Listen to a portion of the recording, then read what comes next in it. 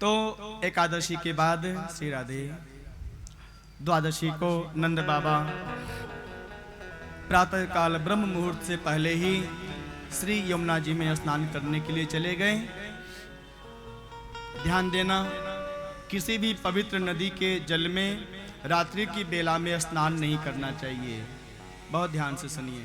हाँ, कोई विशेष पर्व है, कोई विशेष मुहूर्त है, जैसे महाकुंभ का समय आता है, महाकुंभ के समय में समय निश्चित किया जाता है, आप उसमें स्नान कर सकते हैं। लेकिन वैसे साधारण यही नियम है कि रात्रि की बेला में नदी में स्नान नहीं करना चाहिए।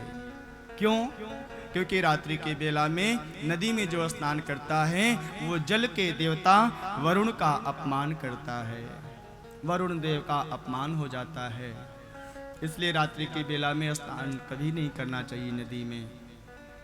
लेकिन नंद बाबा चले गए ब्रह्म मुहूर्त से पहले ही। रात्रि की बेला में आभास नहीं हुआ उनको ऐसा कि अभी रात्रि है। वो सोचे कि ब्रह्म मुहूर्त है, लेकिन अनजाने में उनसे अपराध हो गया, गलती हो गई और चले गए श्री यमुना जी में स्नान करने के लिए।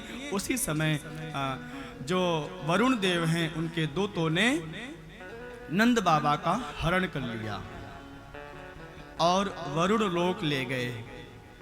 इधर प्रातः काल हुआ, अभी तक नंद बाबा वापस नहीं आए हैं, क्या बात है। सभी लोग बहुत चिंतित हो गए।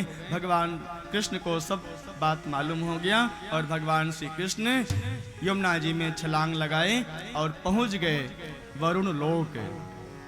वहां पर देखते हैं नंद बाबा बैठे हुए हैं। वरुण देवता ने भगवान श्री कृष्ण से कहा, प्रभु, मैंने आपके पूज्य पिता का हरण नहीं किया है, बल्कि आपका दर्शन करने के लिए आपके पिताजी को हम वरुण लोक लेकर आए हैं, जिससे आपका सुंदर दर्शन मुझे हो जाए, इसलिए हमने ऐसा किया है। आपका दर्शन हो गया प्रभु, मैं कृतार्थ हो गया। अब अपने पूज्य पिताजी को आप लेकर जाइए।